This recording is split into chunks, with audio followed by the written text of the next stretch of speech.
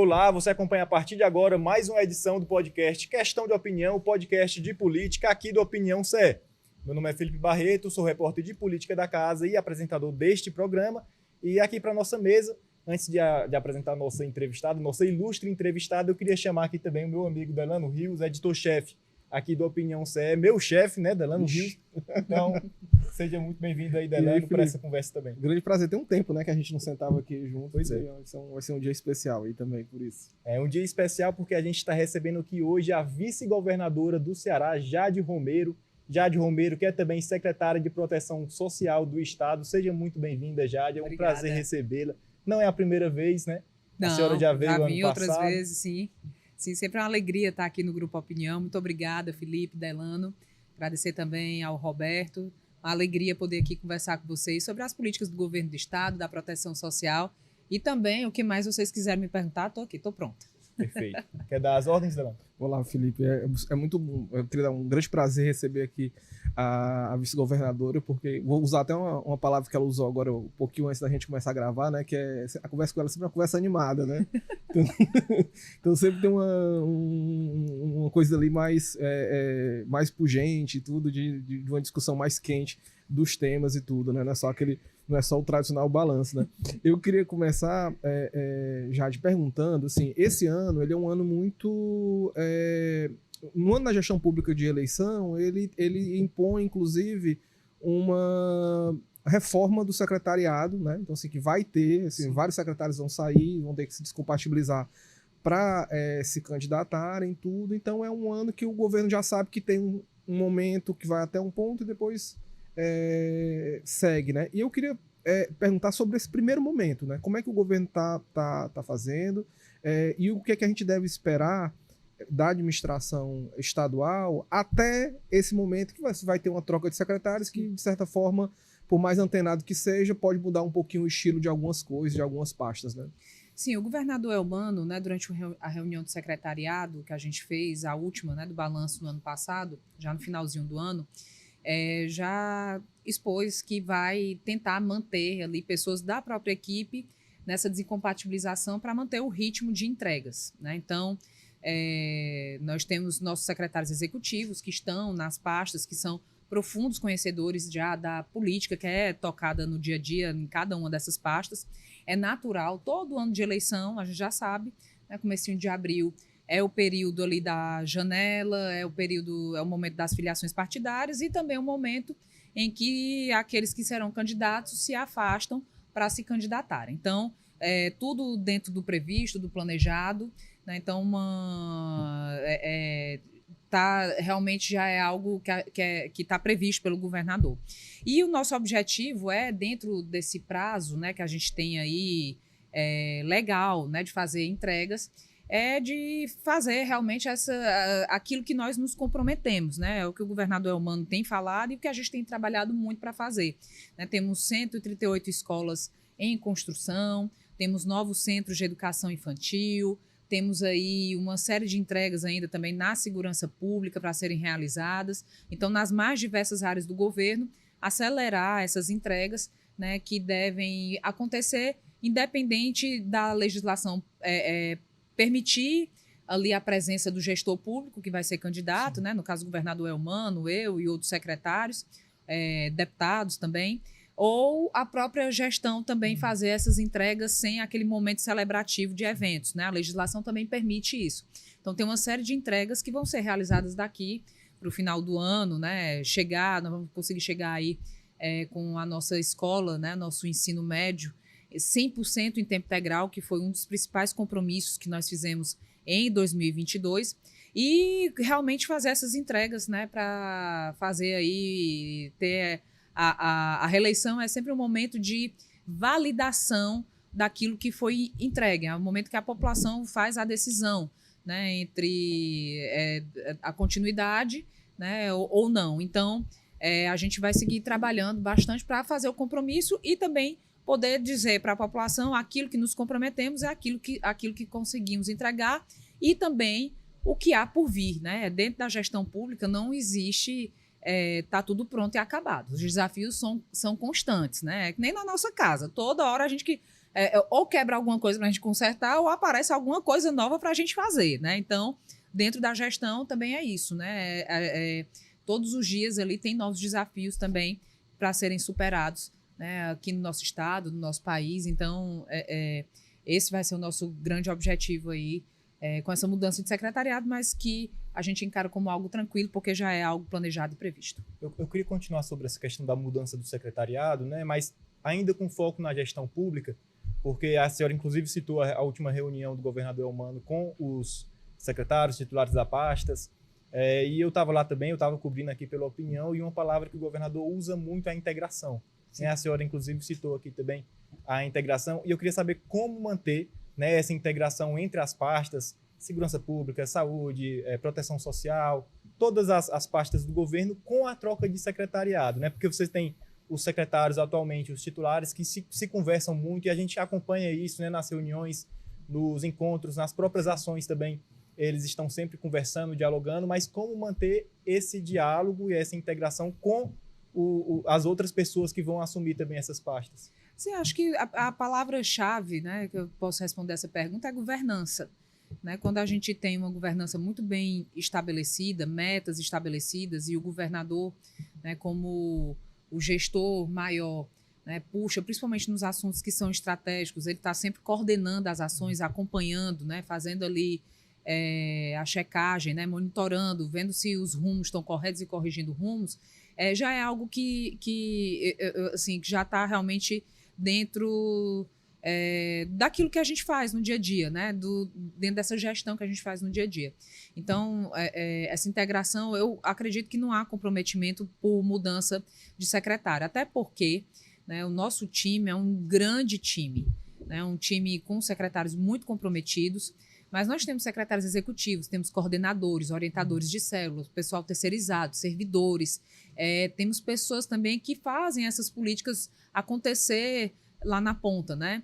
Então, é o ano de entrega, mas a gente está falando de pessoas que já estão habituadas, né? Que já trabalham, já estão no dia a dia dos seus trabalhos, onde a mudança ali de um gestor, né? De um secretário não vai impactar no trabalho daquele que já faz um equipamento ou uma política rodar lá na ponta. Então, eu acredito que, né? E com essa governança que o Eumano faz muito próxima, principalmente da segurança, da saúde, da educação, da proteção social, né, e de outras pastas que são estratégicas, né, ele acompanha muito de perto essas políticas.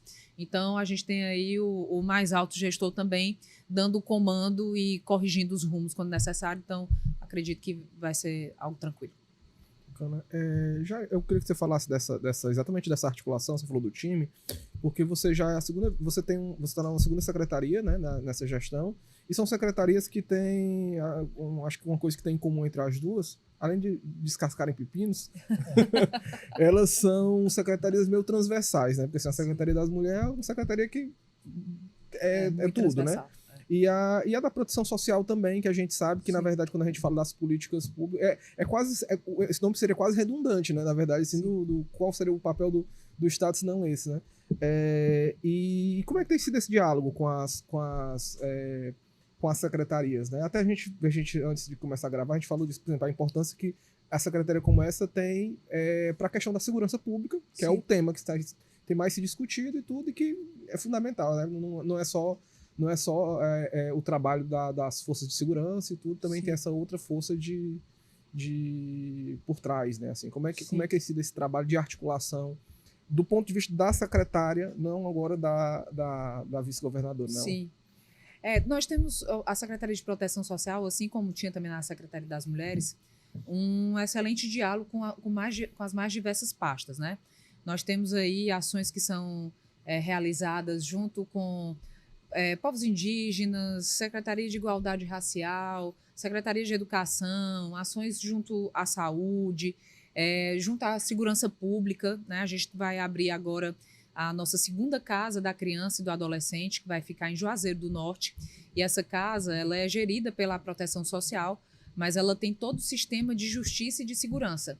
Então, tem uma articulação institucional não somente com a Secretaria de Segurança Pública, porque tem também uma delegacia da criança e do adolescente, mas também a presença do GAV, né, do COPAC, da Polícia Militar, mas também Ministério Público, Defensoria Pública, Tribunal de Justiça. Então, reúne também essa articulação institucional que eu sempre fiquei à frente, tanto na Secretaria das Mulheres quanto agora na Proteção Social, muito à frente dessa articulação, porque ser vice-governadora também me ajuda nisso, né? No diálogo com o presidente do TJ, com o PGJ, com a Defensora Pública Geral, então, e da mesma forma com o secretário de Segurança, com o delegado-geral, com o comandante da Polícia Militar.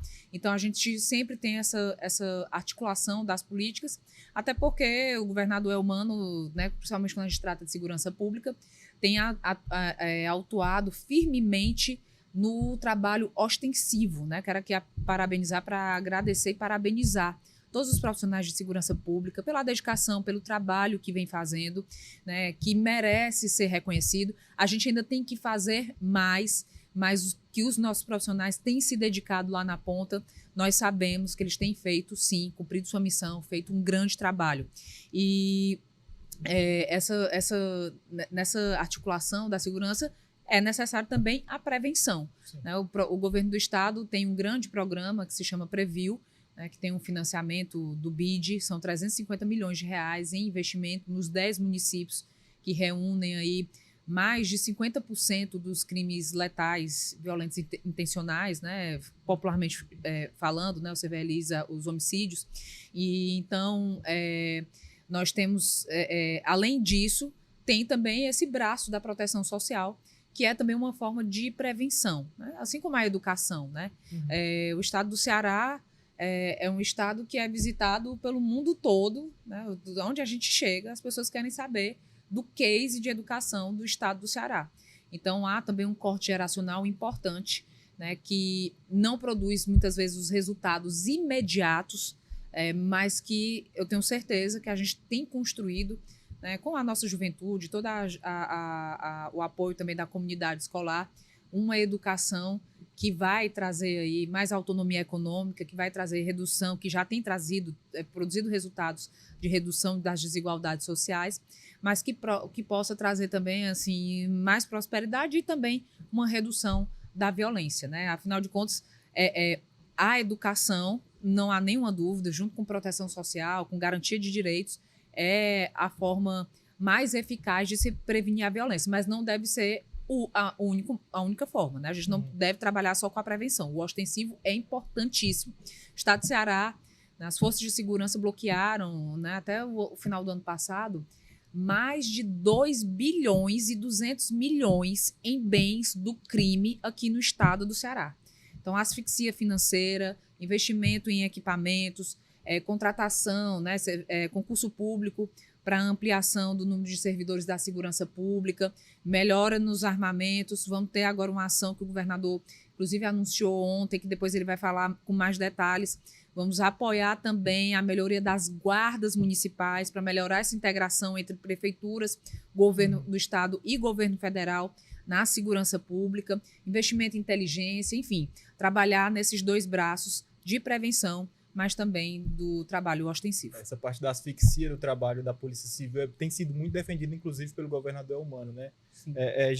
Eu queria continuar falando um pouco sobre segurança, porque isso deve ser um tema muito discutido esse ano, até por conta das eleições, né? A gente sabe que em eleições gerais, geralmente a segurança, a saúde, mas acho que mais a segurança é bastante tratada, né? Inclusive aqui no Ceará também isso deve acontecer. Eu queria continuar falando sobre essa questão da segurança por conta disso, e também que a senhora comentasse sobre qual vai ser a estratégia do governo pensando em passar o que tem sido feito para a população, né? Porque a senhora estava, inclusive, falando agora de alguns índices, né, que a gente teve realmente um melhoramento de segurança em alguns pontos, só que parte da população ainda parece... existe aquela frase, né, o Ceará dominado pelo crime. Muita gente fala isso, a oposição também fala isso, mas a oposição vai sempre... não vai falar bem, né? Vai sempre falar mal, vai fazer o papel de oposição, mas existe também uma parcela da população que trata sobre isso na questão da segurança. Então, eu queria saber sobre qual vai ser a estratégia para passar realmente essa informação do que tem sido feito e também aproveitar também a sua resposta para que a senhora falasse sobre as falas recentes do governador Elmano, Porque me parece, né, assim, uma análise mais minha, de que ele tem falado mais da questão da ostensividade. E queria saber também se isso já é parte da estratégia para a segurança pública para esse ano. Eu acredito, aí não é só na política, né? A gente tem vivido alguns desafios do ponto de vista da comunicação em todas as áreas. Uma comunicação cada vez mais fragmentada, né? Pessoas, às vezes, se informando pelas redes sociais, outros, né, pelo perfil, acessam um canal de TV, mas não acessa o outro, né? O pessoal, as pessoas que têm um perfil 40+, alguns um pouco mais no Facebook, outros no Instagram, uma juventude muito no TikTok. Então, há uma fragmentação da comunicação que é normal e que desafia a todos nós, porque a comunicação de uma política pública ela não é só uma prestação de contas. A comunicação de uma política pública é também o acesso àquela política, né? Fazer com que, às vezes, a pessoa mora do lado de um equipamento e não sabe que ali tinha um equipamento o que é que esse equipamento faz, né? Que política a gente tem ali do lado, né? Do lado de casa. Então, essa fragmentação da comunicação, ela tem acontecido em todas as áreas e é desafiador. São novos tempos para se comunicar. Comunicação, ao meu ver, hoje é frequência e repetição. Então, diversificar os canais. Só que nós sabemos que hoje, quando esse podcast for para o ar, a gente não está concorrendo necessariamente com as pessoas que gostam de assistir podcast com figuras políticas ou sobre políticas de governo. Não é isso. A gente está competindo com o humorista, com a dancinha, com o treino da academia, ou com aquilo mais que você vê, porque só aparece, né? Se você eu vejo o treino da academia uma vez, pronto, meu feed só dá isso. Eu vejo uma notícia sobre uma política, só há muita repetição, né? Naquele mesmo tema. As próprias plataformas têm plataformas jogam, né? E isso muitas vezes fazem também com que as pessoas que muitas vezes não estão interessadas em política não recebam também as informações daquilo que está acontecendo.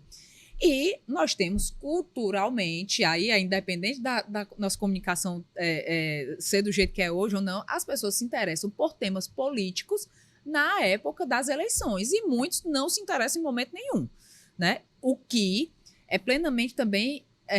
a gente também tem que entender, a classe política também tem que entender os mais diversos e graves erros que são cometidos por incoerência, por falta de ideologia partidária, né? Por falta de coerência na prática e na fala, que afasta as pessoas e que faz com que as pessoas não acreditem mais na política e nem durante a eleição se interessem mais por esse tema. Então, muita gente vai voltar os olhares para entender realmente o que é que foi que melhorou ou não durante esse período eleitoral. E é também o momento em que a gente tem mais tempo dedicado a isso, seja nas redes sociais, seja no rádio, na TV. Né? Então, o próprio Chagas, né, é uma figura que retorna para o governo para tentar fazer avançar essa comunicação. O governo Lula conseguiu diversos avanços, diversos índices históricos, recordes históricos, mas que também bateu um pouco de cabeça, né, de como é que isso vai chegar para a população, como é que a gente melhora essa comunicação. Então, eu acho que esse é um desafio que está posto para toda a classe política e que vai ser desafiador também, não só para quem está no poder, mas é um desafio também para quem quer chegar ao poder. Né? Porque quando as pessoas começarem a focar a sua atenção nisso, vão pensar também que projetos são esses? Quem são essas pessoas? Aonde é que estavam essas pessoas nesses últimos anos?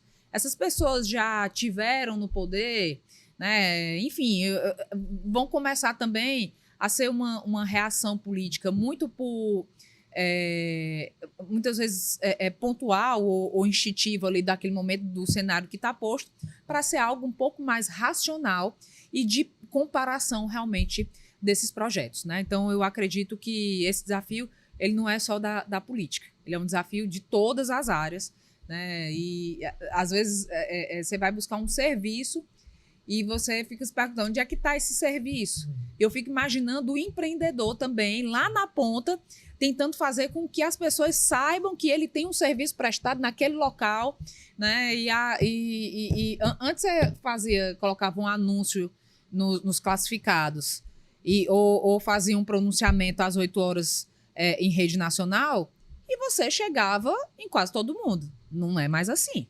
Não é mais assim, né? Então... Até engraçado, né? Porque cria uma dicotomia aí, porque a gente tem mais informações com a rede social, mas ao mesmo tempo a gente acaba e há muita menos de algum desinformação, né? Há muita desinformação.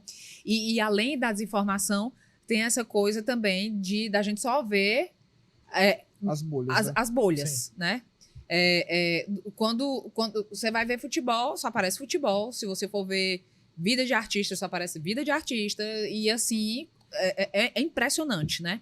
E a gente tem que tomar muito cuidado com isso, né? Porque senão a gente fica monotemático, né? Monotemático. E a gente precisa perceber também as coisas que estão no nosso dia a dia, e a política é a principal forma e estratégia de mudar a vida das pessoas. Governador, deixa eu lhe perguntar uma coisa em relação a essa questão da comunicação.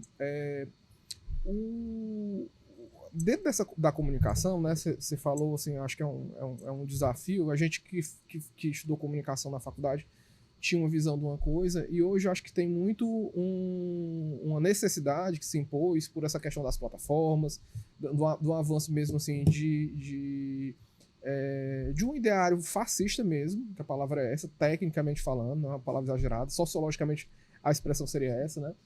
Das plataformas, essa coisa de como se funciona, a gente sabe que o engajamento de discursos de ódio, de discurso do preconceito, eles engajam mais, eles dão mais clique, eles dão, assim, mais fácil você crescer, digamos, nesse sentido de alcance nisso.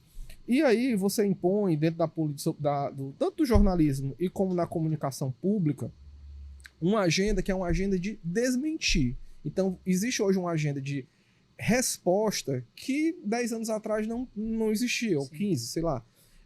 Eu queria lhe perguntar uma coisa assim, você acha que essa, em alguma medida, essa necessidade real que uma gestão pública tem de certa forma, responder, de desmentir, ela também impacta nas políticas públicas, no sentido de ela molda as políticas públicas? Porque, por exemplo, vamos falar da oposição diretamente. A oposição está todo dia o candidato da oposição de colete à prova de bala, fazendo um semi-programa policial e falando ele está falando de ostensividade. Então, assim, eu fico imaginando, o Elmano, eles têm condições de chegar e falar, não, mas vem cá, olha, proteção social e tudo assim, como se os encontros... Então, assim, acho que meio que existe um certo diálogo no sentido de uma resposta, mas a minha questão não é nem da resposta.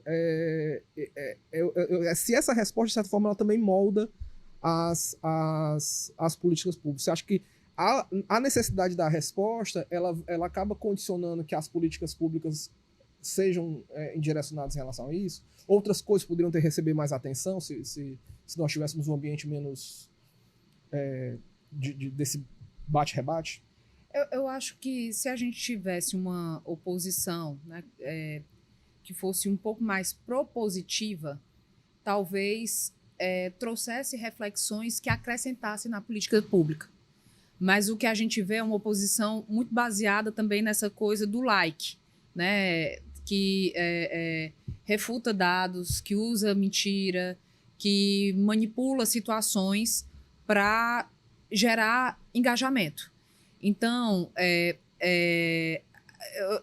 assim, dificilmente o Elmano se coloca para responder diretamente a alguma situação dessa, até porque tem algumas situações que são tão absurdas que talvez o governador tenha que seguir trabalhando, fazer o que ele está fazendo, conduzindo as polícias. Ele vai parar para responder uma pessoa que muitas vezes também está se comunicando para uma bolha, para aquelas pessoas ali que, por exemplo, aqui, o que a gente tem também transitando muito são pessoas que são bolsonaristas e que elas são bolsonaristas e ponto, e que elas não vão votar em um projeto que é antagônico ao bolsonarismo. Elas vão votar com o projeto bolsonarista, independente de quem seja. E a gente tem um percentual que vem aumentando, que a gente tem que considerar, né? A direita vem crescendo no nosso país, cresceu também no nosso estado, né? Então, tá muito dentro ali daquela bolha, né? Ou das pessoas que já estão interessadas naquele tema. Então, eu acho que, como não tem sido propositivo, pauta muito pouco a política pública. Lógico que muitas vezes a comunicação, ou Chagas e outras pessoas, têm que parar para, lógico, sim, colocar, restabelecer a verdade. Mas isso faz parte do processo também democrático, né? Não a mentira, mas o direito ao contraditório e também de utilizar ali aquele tempo, ou até a comunicação institucional também, para que seja dita a verdade, né? E assim, e aqui ressaltar o papel também importantíssimo da imprensa, né? Porque a gente tem aí um limbo dentro das redes sociais, aonde você pode transformar qualquer dado, né? Eu brinco muito quando às vezes manda alguma coisa para mim, pesquisa científica comprova que se você beber 5 litros de água, você vai... Tá, aí você vai abrir, não tem comprovação científica nenhuma, é alguém que inventou ali para fisgar a sua atenção, dizendo que é a ciência e acabou. E a imprensa não, né? A imprensa, para sair qualquer coisa, seja aqui no Grupo Opinião, seja em qualquer veículo de imprensa, tem que haver uma checagem, tem que ter fonte, né? Se há um ataque, você escuta a outra parte.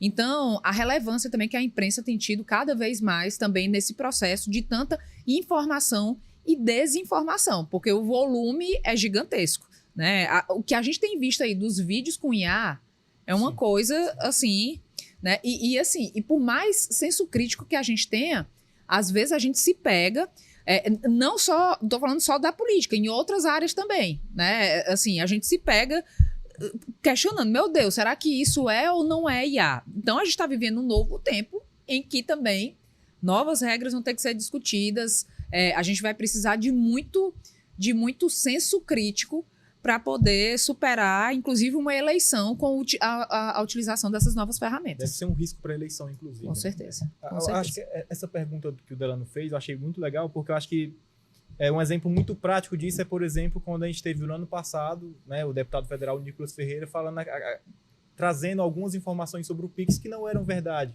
Né? Aí o governo federal teve que se posicionar. Já esse ano também teve que se posicionar novamente. E eu queria continuar falando um pouco sobre esse tema e perguntar para a senhora, não no sentido de como o governo responderia a essas inverdades, mas em relação aos grupos, em relação ao progressismo também, né? Assim, porque a senhora faz parte de um grupo progressista e eu queria saber qual deve ser a forma que este grupo político, esses grupos políticos, né, os variados grupos políticos que fazem parte desta área mais progressista da sociedade, responder a esse conservadorismo, muitas vezes também à extrema-direita, que a gente sabe que também que se utiliza de ferramentas para, às vezes, gerar caos em parte da sociedade para conseguir visualização, likes. Então, assim... E monetizar, né? E monetizar. Então, assim, votos. E votos. Principalmente votos. Então, assim, como o progressismo, no geral, no Brasil, tem que ter uma estratégia. Qual deve ser a estratégia para combater isso?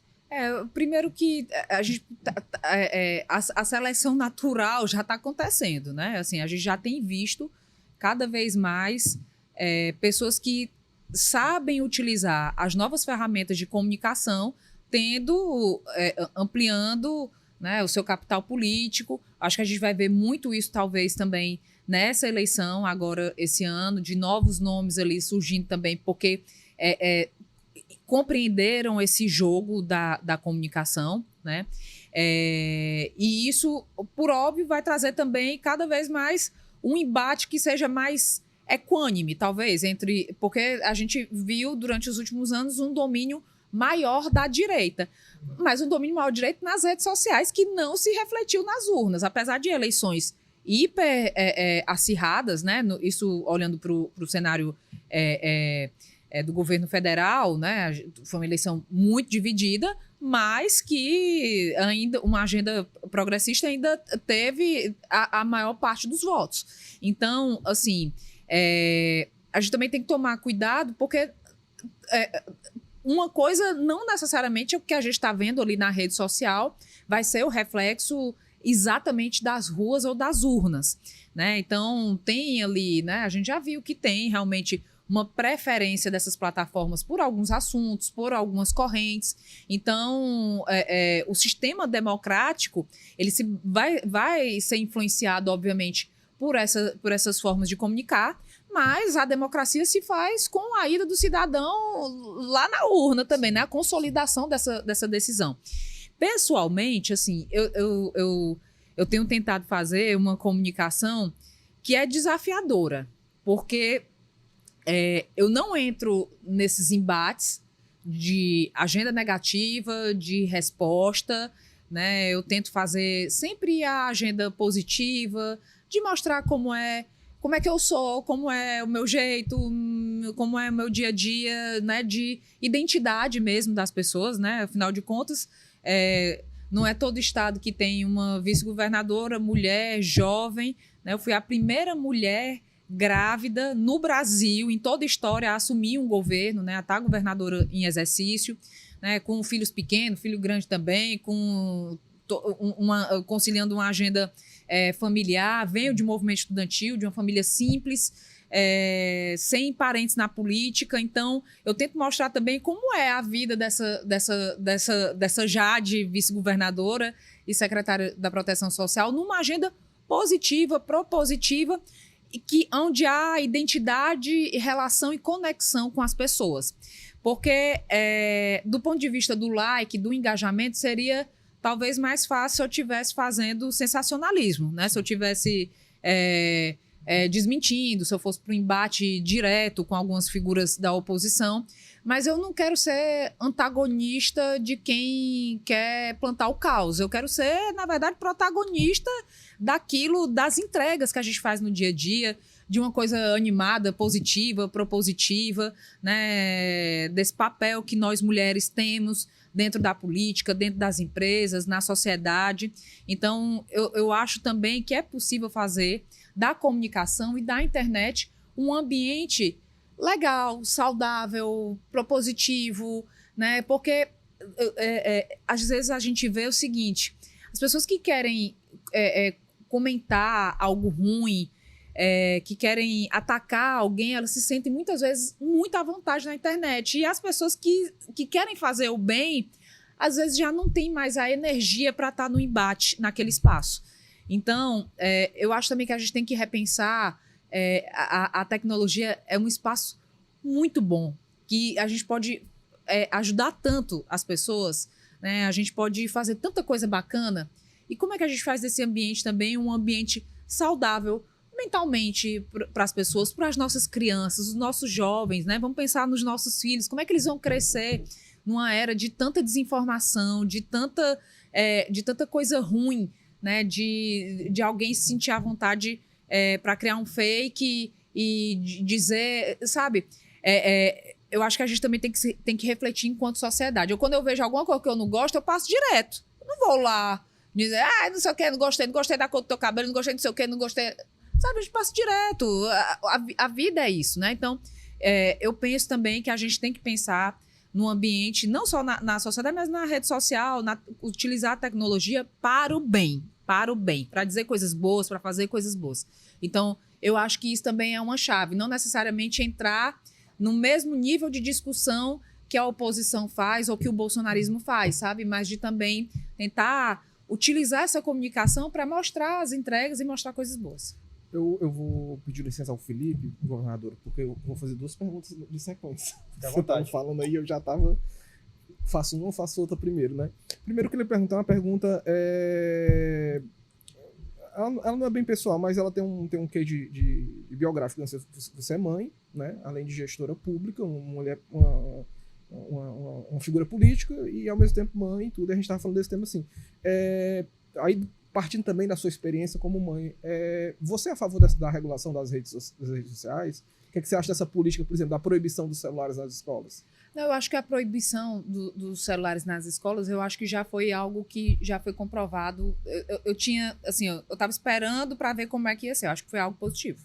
Acho que os pais, os alunos, veem a comunidade escolar ver ganho, né, nessa ferramenta, mas eu acho também que a gente não deve ser proibitivo. A gente tem que saber utilizar a tecnologia, porque a tecnologia também tem coisas boas para acrescentar no aprendizado, na relação, né, interpessoal, inclusive no letramento digital, né, que a gente também está vivendo isso, de ensinar os nossos filhos também. O que é que você deve fazer, o que é que você não deve fazer na internet. Como é que você... Antes a gente ensinava uma criança a atravessar a rua, a ficar seguro na rua, né? Hoje a gente também tem que ensinar a criança como é que você se protege também na rede social. Então, esse tema é um tema delicado, né? É um tema que tem que ser debruçado, que eu acho que o Congresso Nacional tem se refutado, porque a direita e a esquerda se apropriam de um tema como se fosse aquele tema, então fica todo mundo imediatamente contra ou imediatamente a favor. Eu acho que, para o bem da nossa sociedade, não há nenhuma dúvida que tem que haver uma discussão. Agora, obviamente que qualquer tipo de regulação ela tem que ser muito transparente e muito clara, porque ela também não pode ser uma regulação que cerceie direitos. Agora, ódio, misoginia, posturas antidemocráticas, isso não é direito, né? Isso é crime.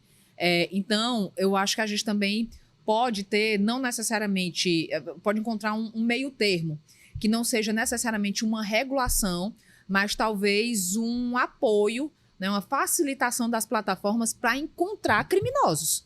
Inclusive porque o crime se utiliza, não é só para esses crimes que a gente está falando aqui da internet. A gente está falando também fraudes,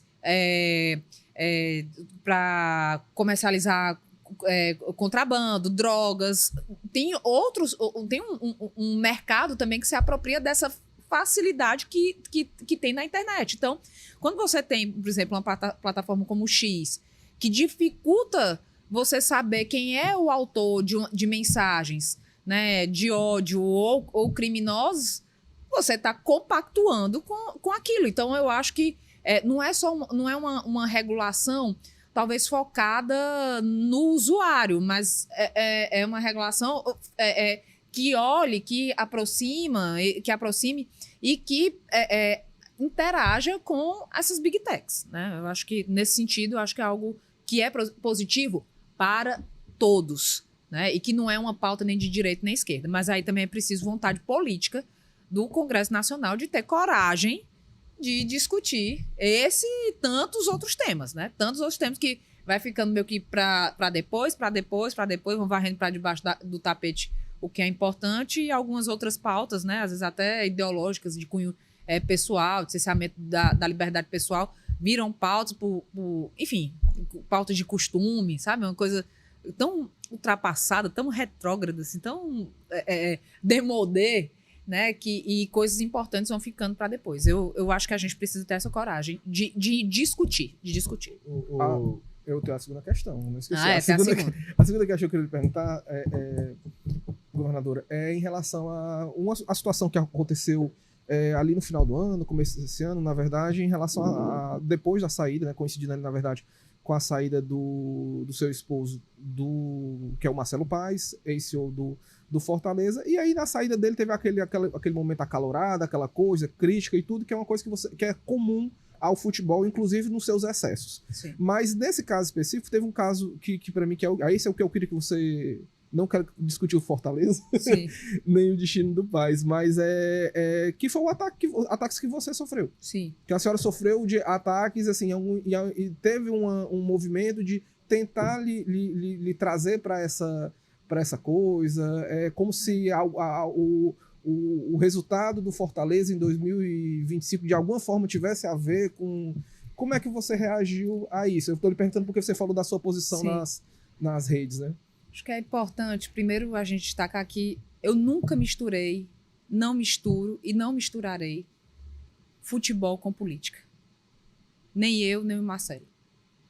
Eu desafio quem quer que seja, a encontrar, a ter um único vídeo, um único pedido de voto do Marcelo enquanto estava no Fortaleza para mim. Nenhum. E eu desafio, que eu não posso falar de outros políticos. Vejam, tem uma eu vestida com a camisa do Fortaleza pedindo algum voto. A gente nunca misturou as coisas. Nunca misturou. Agora, o machismo, às vezes as pessoas pensam que uma mulher, ela só faz algo, só vive se for em função do marido. Mas o contrário não, mas a esposa sim. Né? Então, eu nunca intervi em nada do futebol e, obviamente, o Marcelo, né, também nunca interviu em nada da política, e a gente sempre tentou separar muito as coisas. Inclusive, isso pesou muito na decisão dele, porque ele se perguntou muito, Jade, imagina como é que vai ser essa eleição. Imagina como é que vai ser essa eleição. Se tiver tudo bem, ok, mas se o Fortaleza tiver mal, vão dizer que é interferência tua ou que então é porque eu sou esposo da vice-governadora que é candidata. Então, outras pessoas, né? Eu posso dizer aqui, o próprio Girão usou camisa do Fortaleza para pedir voto para prefeito, utilizou a marca do Fortaleza na propaganda eleitoral para pedir voto, utilizou o momento difícil no final do ano, inclusive antes mesmo do Marcelo sair, quando o Fortaleza estava correndo o risco de ser rebaixado, para criar mais caos, para tentar se apropriar politicamente dessa pauta. O que eu posso dizer é o seguinte: eu não misturei, e entendo também as pessoas que ficaram chateadas, entendo, porque tem uma conexão muito forte do Marcelo com Fortaleza, né? E foi uma coisa muito rápida, foi uma coisa assim como para os torcedores, né? Eles ficaram chateados, e eu entendo isso, né? Também não foi fácil para mim, enquanto esposa, enquanto mãe, porque foi uma coisa assim, de um dia para o outro, você imaginar que tá tudo aqui e de repente nada daquilo que você planejou é mais aquilo, né? Mudou tudo. Mas eu tento ver como a saída, né, de um profissional que vai para um mercado, né, que se coloca assim para o mundo, respeito às pessoas que ficaram chateadas.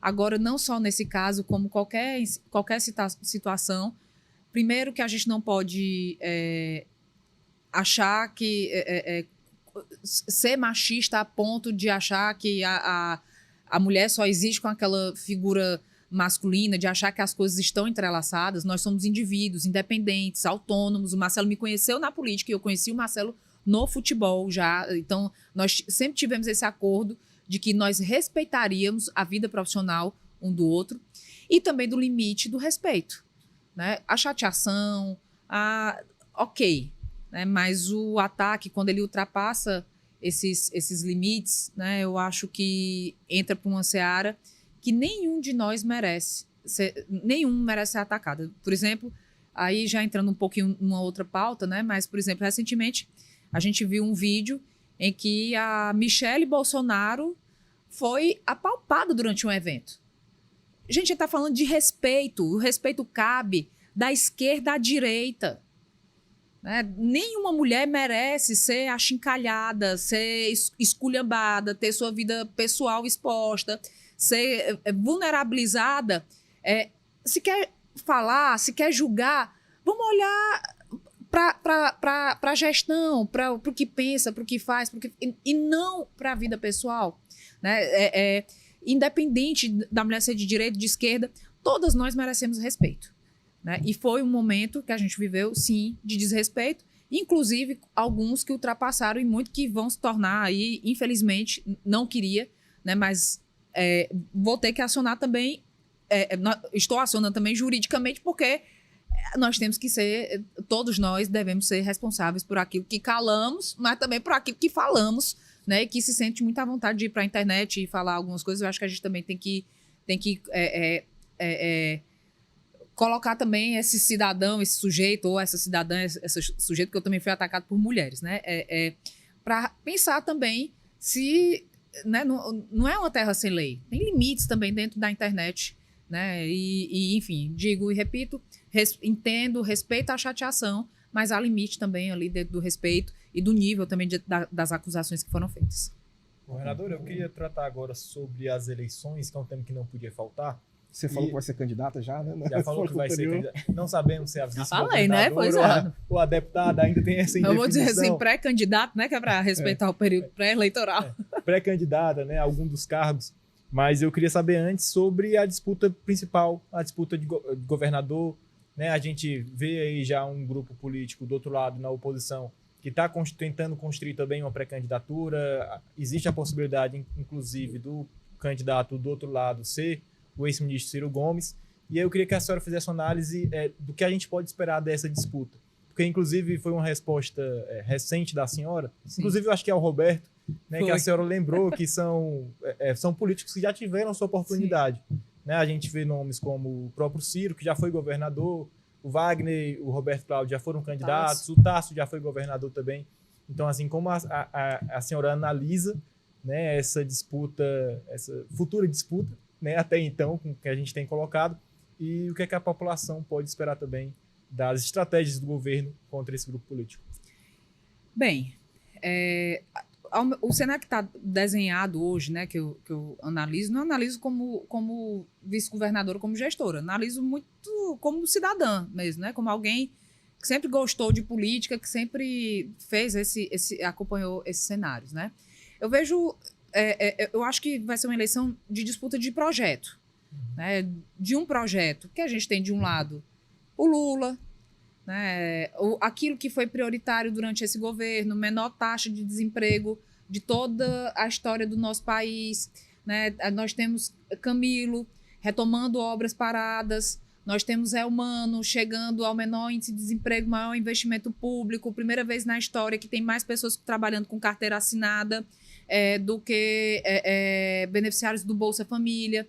Nós temos o Evandro, né? Temos prefeitos que estão, né, trabalhando nos seus municípios. Esse é o nosso projeto. Contra um outro projeto que reúne várias figuras do passado do nosso estado. Né? O Ciro, o Wagner, o Tasso, né? Pessoas que já tiveram, que também já foram, são pessoas também que foram testadas. Acho que com exceção do Wagner, que né, só teve mandato legislativo, né? Mas que é um tentante, né? Assim, já teve em várias eleições, né? Nós temos pessoas que são conhecidas da população. Primeiro que tem um recall muito grande, né? O que impacta também no cenário eleitoral, porque pesquisa eleitoral é um retrato do dia, né? Então, são nomes que são conhecidos, não há nenhum novo nome, portanto, há uma comparação de projetos. E todas essas pessoas, agora, aliadas da direita e do Bolsonaro, né? E nós sabemos também o que é que o Bolsonaro representou para o nosso Estado, né?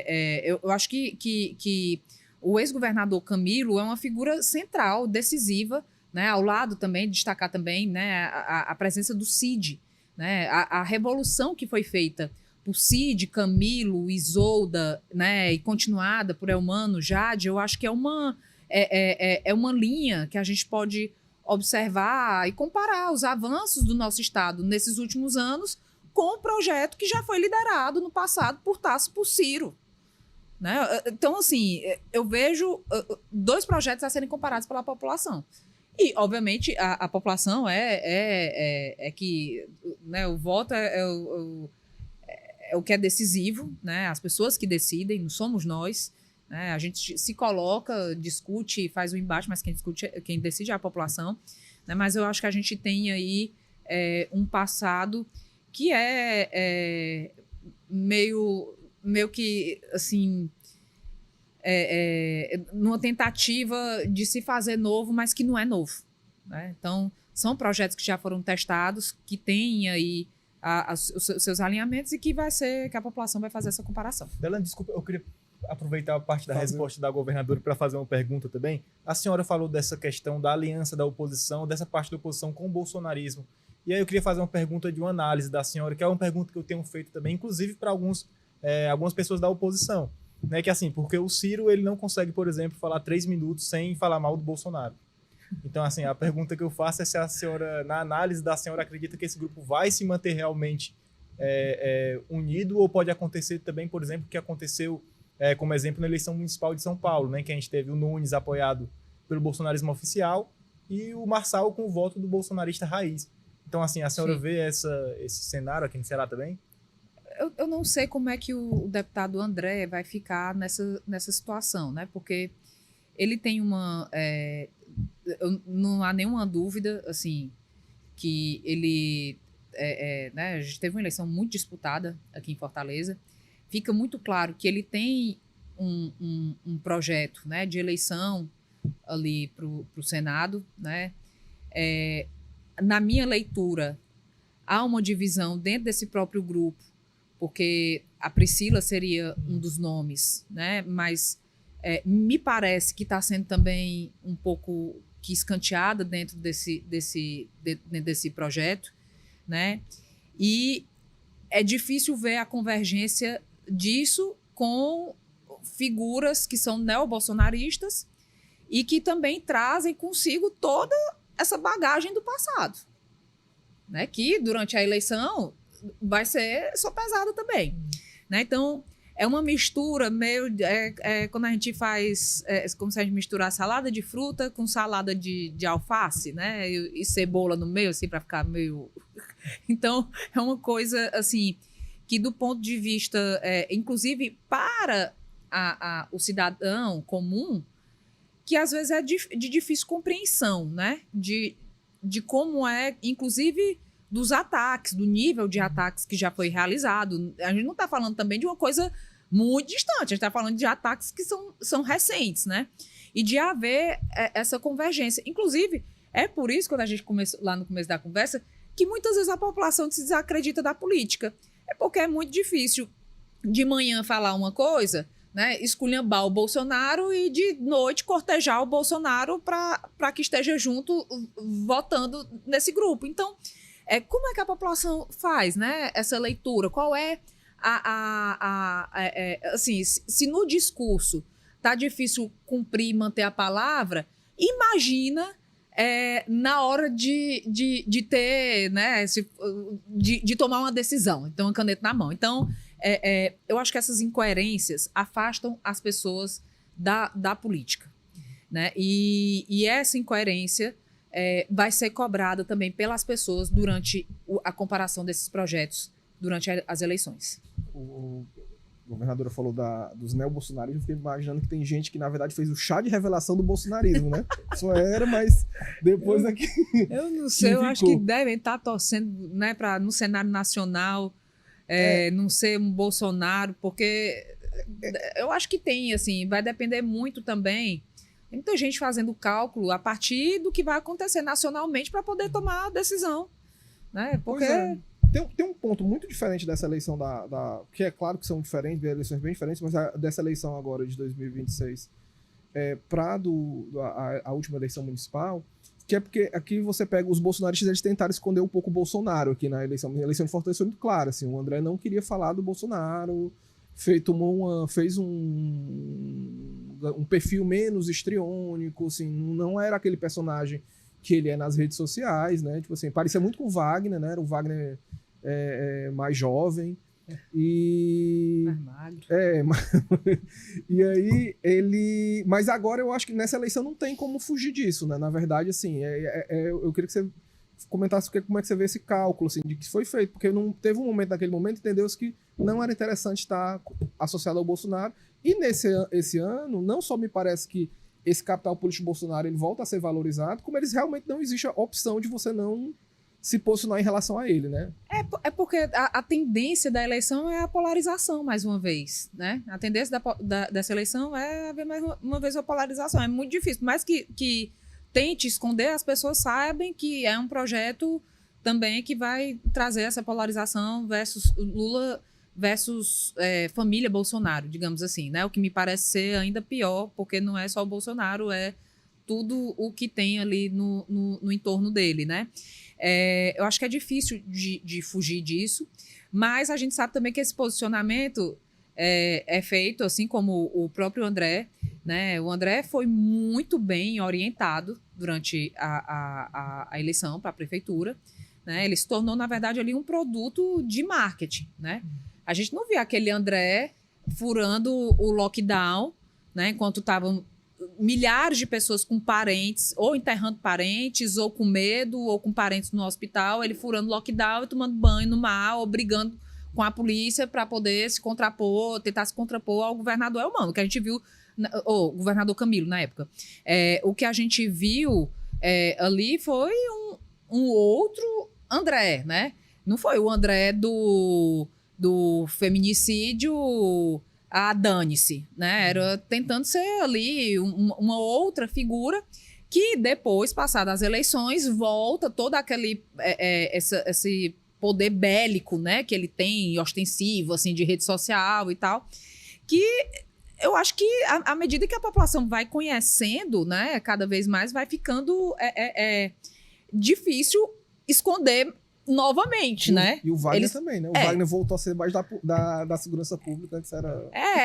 a pessoa da segurança pública que nunca contribuiu com nada na segurança pública, né? Assim, é meio que o cavaleiro do apocalipse, né? Quando ele aparece, vem com alguma coisa ruim, vem, né? Assim, eu acho que a gente tem que refletir muito, né? Assim, porque eu acho, inclusive, com os ataques reiterados que ele faz à segurança pública, ele acaba atacando a própria classe.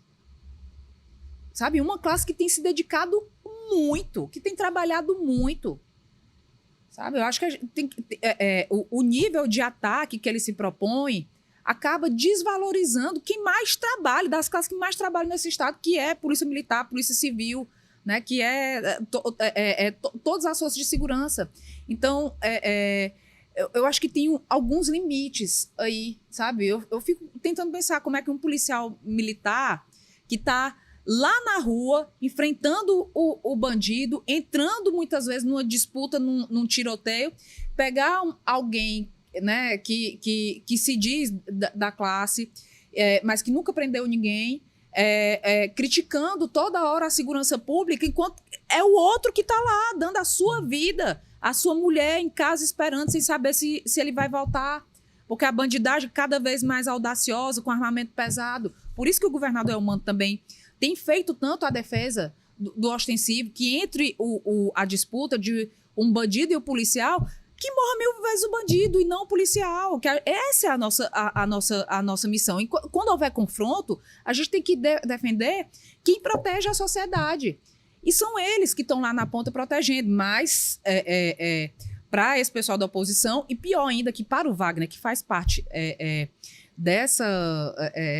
da classe, né, da corporação, né, são críticas que eu acho também que atingem frontalmente as pessoas que estão lá dando sua vida e trabalhando todos os dias para tentar garantir segurança para a população. O governador, eu queria fazer uma pergunta ainda sobre a eleição, mais direcionada à senhora, sobre a sua atuação na eleição. Eu não vou perguntar aqui se vai ser vice, se vai ser deputado, porque a senhora já falou sobre isso várias vezes, né? Já comentou que existe a possibilidade de ser vice, existe a possibilidade de ser deputada, mas eu queria perguntar o que é que vai pesar realmente nessa decisão, né? Eu acredito também, lógico, vai ter a sua posição pessoal, o seu interesse, mas também a questão do partido, né? Dos partidos que vão ser contemplados no arco de aliança. O próprio governador já falou sobre isso, né? Que o desejo ali, na medida do possível, é que todos os partidos do arco sejam contemplados, pelo menos com uma vaga. Inclusive, pode estar chegando um grupo político partidário novo, que é a União Progressista, então Sim. Isso pode ter uma interferência também Sim, no cenário. Então, eu queria saber sobre isso, o que é que vai pesar realmente nessa decisão.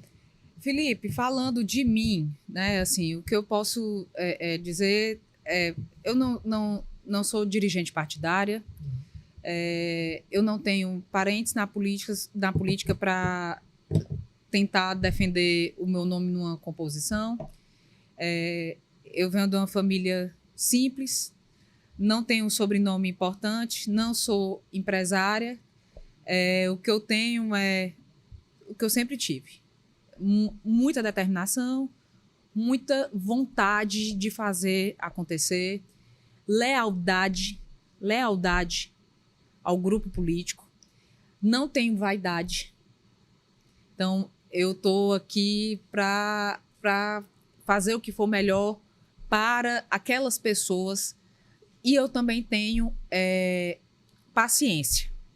Sei que tem uma série de pessoas, de lideranças construídas que são muito importantes nesse arco de aliança, mas eu acredito que para o governador Elmano, né, a manutenção da chapa é algo positivo.